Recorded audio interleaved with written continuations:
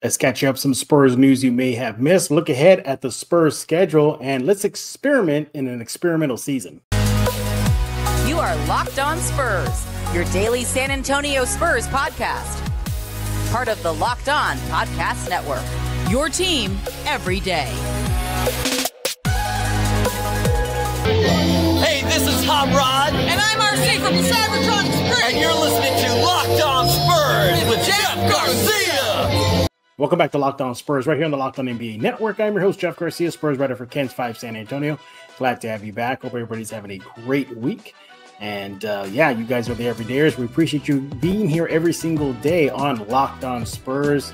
Making it your first listen. You guys are the everydayers. Today's episode is brought to you by FanDuel. Make every moment more. Right now, new customers get $150 in bonus bets with any winning $5 money line bet. That's $150 if your team wins. Visit FanDuel.com/lockedon to get started. What are we talking about today? I'm going to be catching up with some few Spurs news and notes, some things you may have missed. Then we're going to bring in our guest, my colleague at Ken's 5. He is Tom Petrini. We're going to be just looking at the Spurs schedule ahead. When will the Spurs break that losing skid? Is it softening enough for the Spurs where they can get some wins, maybe? And they better not lose to Detroit, I'll tell you that much. And then we're going to have fun. If it is an experimental season, we're going to throw out some ideas of how the Spurs can experiment and perhaps will lead to some wins down the road. But let's get you caught up in some Spurs news that you may have missed. First of all, can we give a quick shout out to the Austin Spurs? I think many Spurs fans are not knowing what's going on with the G League team. Austin is hot right now. They're on a hot streak. They started the regular season undefeated. They're 4-0, and they're not just barely getting by. They are just beating teams down. Recently, the Austin Spurs beat the G League Ignite, that team that produced some NBA players. They went on to win 114-80, and they're doing this without the services of City Sissoko, Dominic Barlow. So this Austin Spurs team is, might be a little silver lining in an otherwise down season for the San Antonio team. The G League team is off to a very good start. Shout out, Austin Spurs. Make sure to check out their games. I think they broadcast them on NBA TV or ESPN 3, I think. So if you have a chance to show some support to the G League team, go do that. Way to go, Austin. So there's your first quick Austin Spurs update. And other Spurs news, Trey Jones is now joining the Spurs Youth Basketball League, but there's a pizza incentive, everybody. So first of all, y'all don't know, the Spurs have the Spurs Youth Basketball League. That is so coveted by the team that Popovich usually picks an ambassador every year. This year, he picked Trey Jones to do it. So he's going to be serving as the Youth Basketball League ambassador. And to kick that off, the Spurs and Pizza Hut are going to be having a promotional thing. So basically, between January 8th through February 4th, fans can place an order with any Pizza Hut in San Antonio, and those proceeds will be donated to the Spurs Youth League. And yeah, check it out. It's a good cause. Trey Jones, once again, stepping up, being a guy for the community.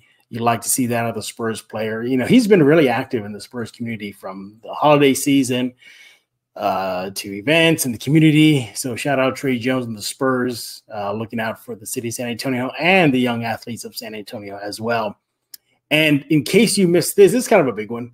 Victor Wembanyama is going to be featured on NBA's Pass the Rock series season 2. Now it's a TV series, but it's only shown on the NBA app. So make sure you get that. So basically what it is, he's going to be part of a huge lineup of players, and they're going to go into their behind-the-scenes life from some of their games, pregame to postgame. You're going to get some commentary from Wemby and all the other players that are going to be featured in season 2 as they navigate the season, their on-court goals, how they prepare for games, even some of their personal life as well. Again, the only way to see this is going to be on the NBA app. It's called Pass the Rock. So make sure you get that NBA app right now to go check it out. Now, the first episode won't feature Wemby, but it's going to premiere on Tuesday, January 9th. And the feature player for that show is going to be Memphis's Jaren Jackson Jr., only the son of Jaren Jackson. that guy for the Spurs who helped the team win the 1999 NBA title. Yeah, his son is going to be featured in episode 1. But as of right now, we don't know when Wemby's episode is going to be released, but at least it will be coming. And again, another glimpse into the life of the Spurs. Hopefully what will be, and he's shaping up to be a generational player. So there is your quick Spurs news and notes. Coming up next is Tom Petrini and myself. We're going to be discussing the Spurs schedule ahead for the month of January. Is it softening up for this team? Can they pull out some wins? When will the losing streak end? And then we're going to have some fun. We're going to give an experiment the experimental Spurs can experiment with this season. That's next on Locked On Spurs. Hey guys, this is Jason David Frank, the Green Ranger, and you are listening to Locked On Spurs with Jeff Garcia. It's morphin' time. This episode is brought to you by BetterHelp. Give online therapy a try at betterhelp.com/LockedOnNBA and get you on your way to being your best self. Yeah, you got to try BetterHelp. Look, if you've been looking out, trying to get therapy in the new year, what better way to go and get that than with BetterHelp? Look, so around New Year's, we get obsessed with how to change ourselves instead of just expanding on what we're already doing right. Maybe you're going to be finally organizing that one part of your space, or maybe you want to tackle another one. Maybe you want to try supplements every morning. Whatever it is, BetterHelp can help you. Therapy finds your strengths. You can ditch the extreme solutions, or resolutions, I should say, and make changes that really stick. So if you benefit from therapy in the past and you want to come back to it, again, try BetterHelp. You can pretty much learn positive stuff, whether it be positive coping, life skills, how to set boundaries, what empowers you to be the best version of yourself. Even for those experiencing major trauma, BetterHelp is there for you. Again, so if you're thinking about starting therapy, give BetterHelp a try. It's entirely online, designed to be convenient, flexible, and suited to your schedule. Just fill out a brief questionnaire. You get matched with a licensed therapist. You can switch therapists at any time for no cost at all. No additional charge, I should say. So celebrate the progress you've made. Visit betterhelp.com/LockedOnNBA today. Get yourself 10% off your first month. That's BetterHelp, HELP.com/LockedOnNBA. This is Emily Swallow, and you are listening to Locked On Spurs with Jeff Garcia. And we're back right here on Locked On Spurs, bringing him back, everybody. My colleague at Ken's 5, he is Tom Petrini. Follow him at Real Tom Petrini on X. And before we hit record, Tom admitted to me that he's jealous that Optimus Prime is dunking on me. He said that's an honor. I mean, you just got to stand in the pain and take those, man. You know, there's nothing you can do. That's the life of a rim protector right there. Yeah, absolutely. But we are here not to nerd out, although I wish we would. But we're here to talk about silver and black and your Spurs. Shocker, everybody. Back on a losing skid. Here we go again. Hopefully, Tom, it's not as bad as the last one. Was it 18? They hit 18, right? I mean, as long as they don't do 28, it's fine. Yeah. And you know what? If they do 28, like, think about how much fun everyone was having on that Piston streak. Everybody was tuned in, man. It was must-watch television. Speaking of which, hi, Pistons. This game might sound like two dump trucks crashing into each other. Oh, my goodness. Yeah. Although, I will say, and we'll get into this, but the Spurs are playing some okay basketball as of late. They are. All things considered, the bar's been set very low, but technically we are been playing better basketball. But we're going to talk about that in the last segment. But about that losing streak, here we go again on Locked On Spurs. We're going to look ahead at the schedule, look at the next 4 to 5 games, kind of predict when the Spurs losing skid might end. Hopefully soon. Tomorrow night versus Detroit. Oh my goodness, Tom! Can you imagine if they lose to Detroit tomorrow? Spurs fans are going to be in chaos. It's going to be bad. It's going to be some unbearable discourse if the Spurs, if it's even close. Like if it's a competitive game, yeah. And especially Cade Cunningham got hurt in the last game. If he's not playing, if you're going against the Cadeless Pistons, no, because. The Pistons, I think they're a good reminder for everybody that there's levels to this, and the level that the Spurs are at right now is certainly not the most fun level to be at for any professional team, but at least they have their guy and they have some hope for the future, right? For the near future. Detroit is Cade is great, but it really for years in Detroit has been a bottom of the barrel NBA franchise, and the fans there it's like what do we where do we even go from here? Like they just played the Nuggets, and mad respect to Nikola Jokic, because when he plays a team like that, he's just like screwing around. It's like he's trying to get like 2K achievements unlocked. He only shot it like 3 or 4 times in the game, and he had like 16 assists. Yeah, he was just just playing around, just and so with them.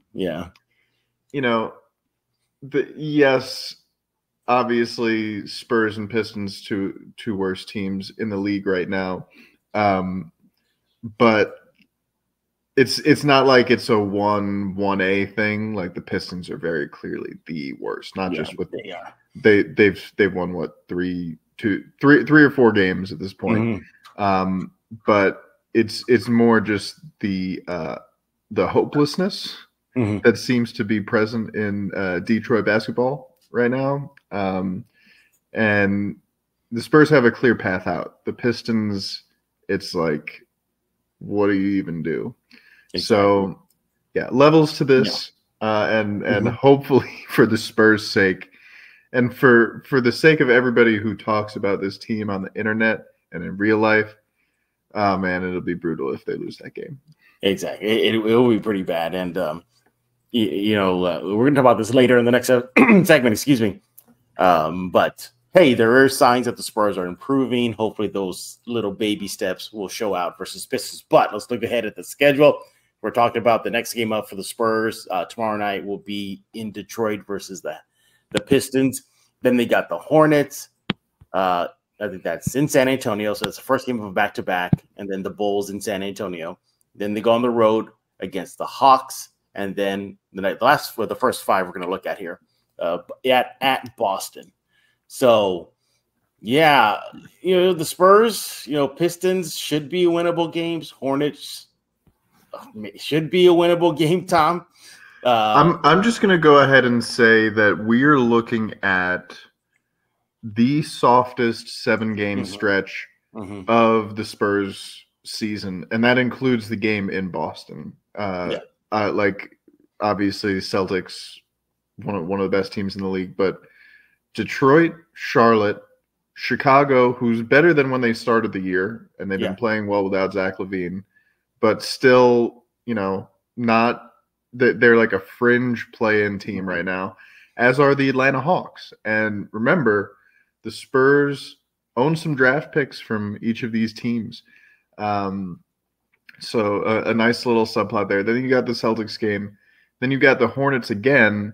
And then you've got the Wizards, who are a little bit more talented and experienced right now, I guess, than the Pistons and the Spurs, but don't have many more wins. So you look at that stretch and you say, okay, on paper, these are games. I never look anymore. Well, except the Pistons one. I never anymore look at the schedule and say, this is a game the Spurs should win. It's not a thought that even enters my brain anymore. Yeah. No. The Pistons one is a rare exception. Yeah. But you look at that and you say, okay, they could win, 3 or 4 of these. Or maybe more if they get really hot. If what we've been seeing from them in the past few games is real, then maybe it will translate to victories against some of these weaker teams. Victor Wembanyama's on a tear. Last 5 games, he's scored 20 in each. He's blocking 3 shots a game, leading the league. He is really kind of settling into that starting center role. It looks like where he's supposed to be, where he can anchor that defense and be all 7'4" that he is. And we gotta say that Trey Jones in the starting lineup after almost half the season of experimenting and throwing out starting lineups without a point guard in them. The Spurs have been winning third quarters barely. Go look at that. But like in the 2 games, they've won the third quarter. They've more than just survived it. They've gotten to the last 12 minutes and been like, okay, it's a game here. And they haven't closed. Obviously, Milwaukee, great team. And obviously in this game against the Cavs that they just played, they had a chance to win late. And obviously they're a young team that is still miles and miles away from the rest of the competition in terms of experience level, in terms of knowing how to operate in those situations and win those games, and just being calm about it. And they haven't been able to do that. I agree with you. It wasn't just us in the beginning of the season who thought like, hey, maybe the Spurs look kind of interesting this year. They could be competitive.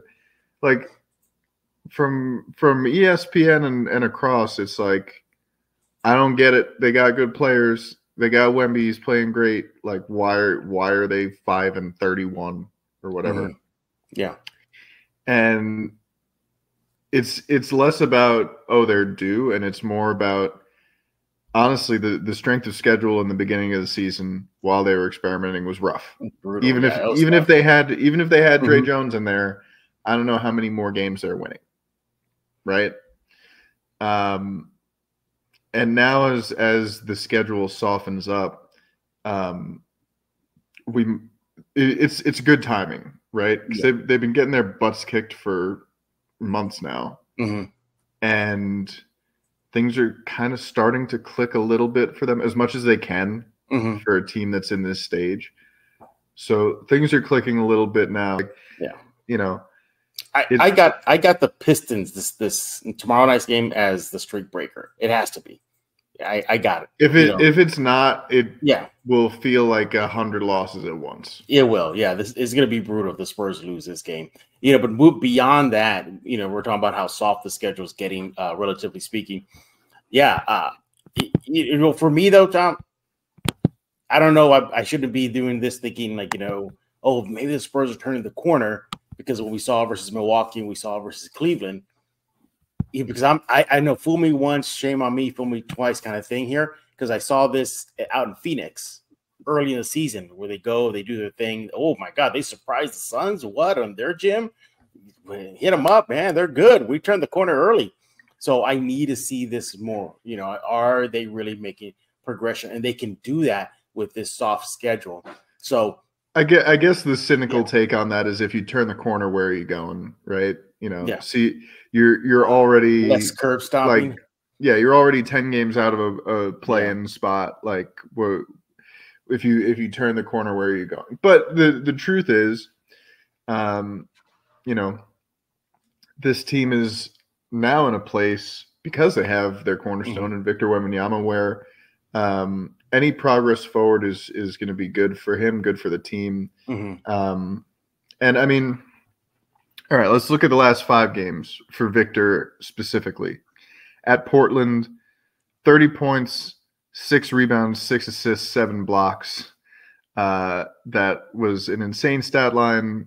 Only rookie to ever do it since blocks have been recorded since David Robinson, all of that. Next game, 21-7, 3 and a block against the Celtics, who did a good job on him.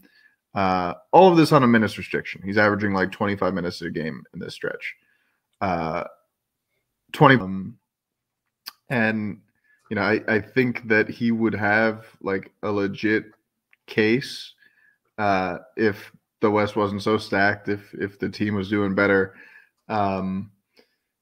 He's looked in these last few weeks, and the mindset too. He just looks locked. Like he's like locked. He's Well, according to him, Tom, after the game versus Cleveland, once the minutes restriction is lifted, it's on. It's game on. He literally said that. It's game on. So every time he talks, I'm listening, because like he just says stuff so casually that it sounds like Metro Boomin would sample it and put it over the intro to one of his songs. You know, like there was that moment after the Bucks game where, you know, he's being asked if the Rookie of the Month stuff motivated him, if the All-Star thing motivated him, and he was like, "Yeah, of course it did." Yeah, and the quote was like, "Eventually, I'm going to get what I deserve. Every game is a statement from now on." And he said it, and I was like, all right, it's rock and roll. You know, the schedule is softening up. You know, there are some winnable games, especially tomorrow at Detroit. So go Spurs, go. I mean, this is your chance to, you know, kind of, you know, pick up some W's, get some more good vibes into the locker room, get some little bit of momentum, something, just anything. Again, the bar is set very low for this team. So anything. Any type of W, any type of win, even in the last 2 games, even though they've been L's, it feels like a win for this young team. You know, being competitive, closing the gap against Cleveland, making it a game in the fourth. You mentioned this, excuse me, very clearly. You know, not winning the third period. You know, in the last 2 games. So and then so a lot of stuff to build on. Hopefully, the losing streak will end tomorrow night in Detroit. When we get back, we're gonna experiment with an experimental season. We're gonna have some fun with that. We're going to say, okay, Spurs, y'all want to experiment? Well, here are our ideas at an experiment to hopefully maybe for some player development and more. That's coming up next on Locked On Spurs. This is Zach Aguilar, the voice of Tanjiro Kamado, and you're listening to Locked On Spurs with Jeff Garcia. Hey, I want to talk to you about FanDuel. You want to go to FanDuel.com right now. The regular season, NFL regular season, is wrapping up, but there's still time to get on the action with FanDuel, America's #1 sports book. Right now, new customers get themselves $150 in bonus bets guaranteed if you place a $5 bet. So simple. That's $150 in bonus bets, win or lose. The app is easy to use. I have it. You should get it too. So many different ways to bet, like live same game parlays, find bets in the new Explorer tab. You can even make a parlay in the Parlay Hub, the best way to find those popular parlays, so much more. Cowboy season still going on. Texans season still there. Spurs season, NBA season, everything is going on right now. There's no reason for you to not get on the action by using the FanDuel app. So visit FanDuel.com/lockedon to make your first bet a layup. FanDuel, official partner of the NFL. Hey, this is Chris Sabat, and you're listening to Locked On Spurs with Jeff Garcia. And we're back right here on Locked On Spurs with Tom Petrini. Follow him on X at Real Tom Petrini. No dog appearance today? No puppy appearance? I'll see if I get a furry friend walking around here. I'm with the in-laws today, and they've got a bunch of cats and 2 dogs. Okay. Yeah, so we'll see if anybody comes by. They'll kind of do their own thing. Yeah, you know? Exactly. Hey, we're talking about all things silver and black right here, and we're going to be talking about experiments. Hey, it's experimental season, right? We experimented with Sohan and PG, experimenting with Trey Jones off the bench, Wemby roaming free, doing what he wants to do. So many experiments going on, so we're going to have some fun.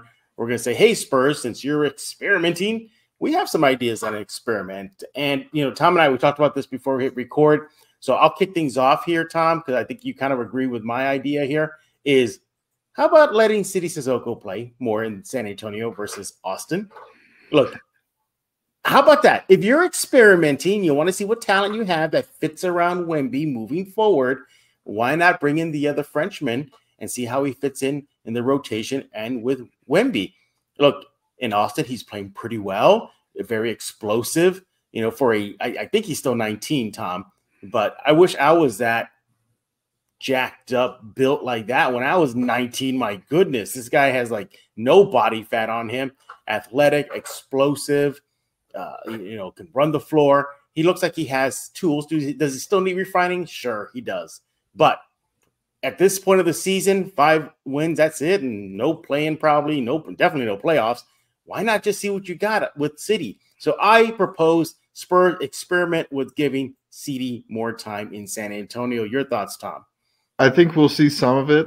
You're right that in terms of his, physique, like he's built like a tight end. Like he looks huge. like he could give Travis Kelce a run for his money. Yes. You know, like NFL ready body. Yes. On a teenager. Did I ever tell you the time when I spoke with him early this season about coming to San Antonio, and he's sitting on a chair in the locker room, and others there looking at him and go, "You're 19." In my head, I'm thinking this: "You're 19." Yeah. Sure about that? I mean, my goodness, he's massive. He's shredded, but he's raw, right? He's still raw. He's coming off of a year in the G League. He's played a lot in the G League this year. And I think that one thing that we're going to see is as Blake Wesley gets more time in San Antonio, we're going to see Sidi Sissoko get more primary reps in Austin. And, you know, I'm sure there are some people who are like, oh, but he's been in Austin, you know, changing the context around him, changing the role and what he's supposed to do can have a big impact. You know, Blake has been up there for the majority of the season, really learning the point guard position. And I sat down in the locker room with him, and, you know, same stuff people always say about the G League in Austin, you know, getting the reps in, getting the confidence, learning how to do the job on the job. It makes a difference. And you've seen it in Blake Wesley's play, right? This year, he looks kind of night and day from where he was last season, where it's like, all right, he's got all these physical gifts. He's going 1,000 miles an hour. He doesn't know where the brakes are yet. If the game slows down for him at all, if he can slow down a bit, if he can learn when to slow down and when to, you know, use that incredible burst that he's got, then, you know, that's what's going to make or break him as an NBA player, is how well can he do that. And that's an experiment that I am looking forward to, especially with the San Antonio team, is seeing a little bit more Blake Wesley. And as far as experiments go, how about we experiment with winning some basketball games? Yeah, come on, fun, man. Right? How about that? Jeez Louise, as Pop would say. For Trey and for Wemby and for every other player in that starting unit and the closing unit, right? Because we saw, you know, when it comes winning time, you know, Champagne's not in there. Champagne is starting over Keldon Johnson to basically stagger it and allow Keldon to pack that punch off the bench, so that you don't have this big drop-off when the starters come out. And we're kind of still seeing a big drop-off when the starters come out in that Cleveland game. The bench got killed. But, you know, you look at the Spurs roster and starting lineup and say, okay, at the beginning of the year, it was, can Jeremy Sohan play point guard? Can we force this round peg into this square hole and make that work? And understand why they did the experiment. I think it probably, the playmaking experience is going to help him if a situation arises where Pop has to play him there. In any play where Jeremy Sohan is making a play with the ball in his hands, hopefully that experience will help translate. It's still rough. I mean, he's still making mistakes. And he, like, the end of the game in Cleveland, there was a crucial turnover late where you could argue that he should have gone up for a dunk or a layup. Jared Allen was there. He kind of dribbled out of it, but then he tried to pass to Keldon Johnson. Pass missed, and the ball turned over, and Spurs lost the game. You know, so that was the guy who was your starting point guard for 20 games, and he's still very clearly just, you know, figuring out where to be and what to do just in general, right? Yeah.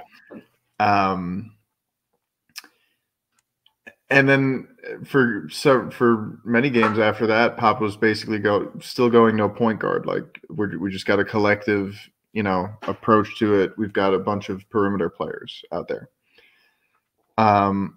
And, you know, that's good for getting all of those secondary playmakers primary reps if you want. But what is bad for is developing and evaluating all of those guys as secondary playmakers. You know, if you, I guess the point being, I want to see all of those guys in a context that is similar to hopefully what they will be with the idealized version of this team. And, I still believe that Trey Jones is probably a very good backup point guard in the league. Game against the Bucks kind of showed you A, why he probably should have been starting sooner, and B, why he probably isn't the starter long term for this team. Everything's smoother.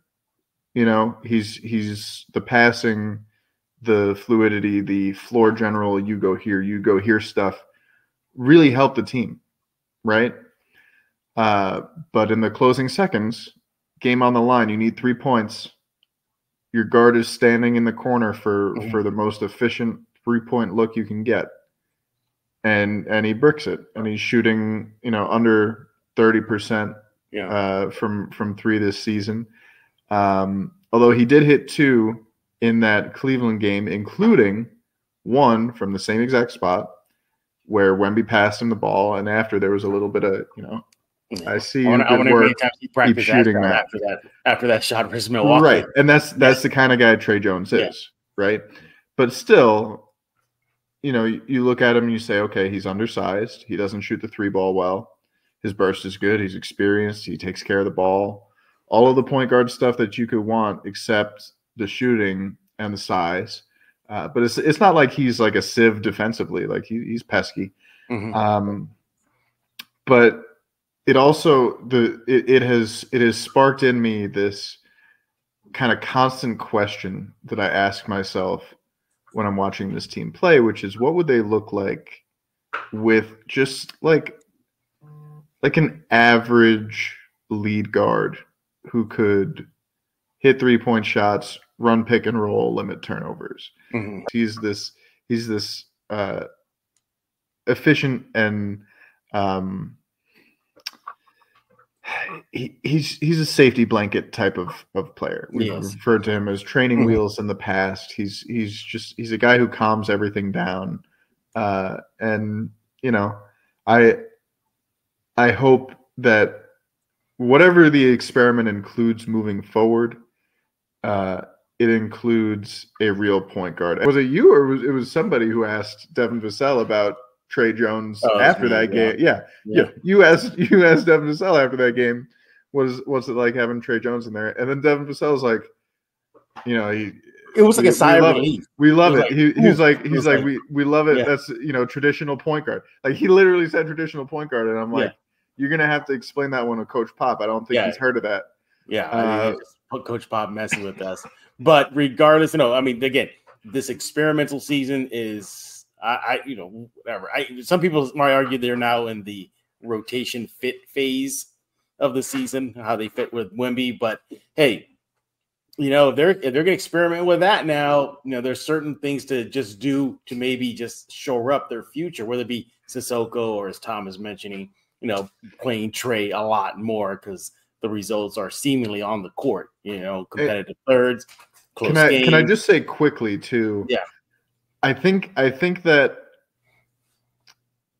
for the rest of the season, experimenting will remain important because I don't know how much longer you can slow roll the rebuild. You know what I'm saying? Like, I totally understand taking this season to evaluate what you have, see how it all fits together, like you said, the roster fit, the rotational fit.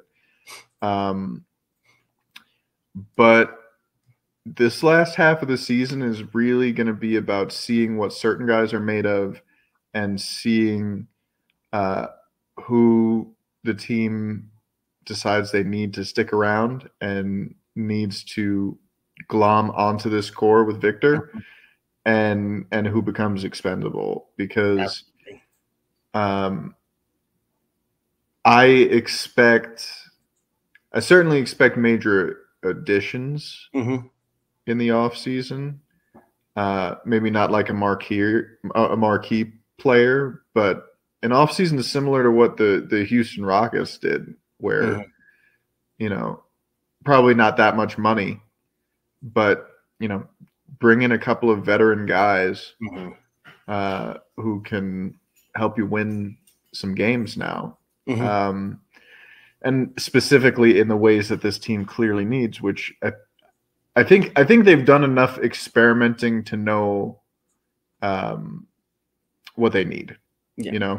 It's clear. Obviously, number one is the point guard spot moving forward, and then veterans of a more stronger seasoned veteran presence on that court. But there's so much to do, with this Spurs franchise right now. Rebuild isn't over, but boy, have they gotten a big leap forward with Wemby. And hopefully, maybe after All-Star break, that chemistry seasoning will start kicking in, and Spurs can maybe get some more W's than L's. Hey, we're done talking. We want to hear from you. What do you think about experimenting in an experimental season? What would be your experiment? And also, what about that schedule? As Tom's mentioning, it's softening up a bit. Do you think the Spurs can get some wins? Tom, I'll be honest, I'm not holding my breath, but we shall see. If they lose every one of these next 7 games, I'll be in the shocked position. I'll be shocked and disappointed. Yes, and it's hard to be shocked by how disappointed you are at this point in the Spurs season. Exactly. But that would both shock and disappoint me. Yeah, just don't lose tomorrow night versus Detroit Spurs. Please don't do that. Lord. Please, begging you, not tomorrow night. I think make sure to follow Tom on X at Real Tom Petrini. And you want to do that right now. Give him a follow. Talk all things Spurs and even maybe some racing with you. Maybe a little bit. bit. I'm trying to think of what my weirder niche tweets have been lately. Yeah, I don't know. It's always something random that blows up. It's never something good and exciting that I'm working on. It's always like there's just dumb stuff that enters my brain and exits my mouth because I can't control it. But again, make sure to follow him on X at Real Tom Petrini and subscribe to Locked On Spurs wherever you get your favorite podcasts, Ken's 5+ app, YouTube, Spotify, iTunes, the list goes on and on. Locked On Sports is the first ever 24/7 streaming sports channel on YouTube. Go subscribe to it right now. It's all the local hosts, the national hosts, the regional hosts. We're all there 24/7 on YouTube. Locked On Sports today. Tomorrow, we're going to have another guest, hopefully crossing fingers. We got to just confirm they'll be making their Locked On Spurs debut. We'll see what that pans out. Nevertheless, we'll be talking all things silver and black as always. Probably about that Detroit game.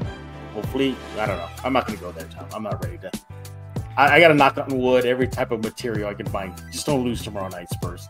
So we'll be talking about that and more on tomorrow's Locked On Spurs. But for Tom Petrini, I am Jeff Garcia. We're going to put a lock on this episode of Locked On Spurs.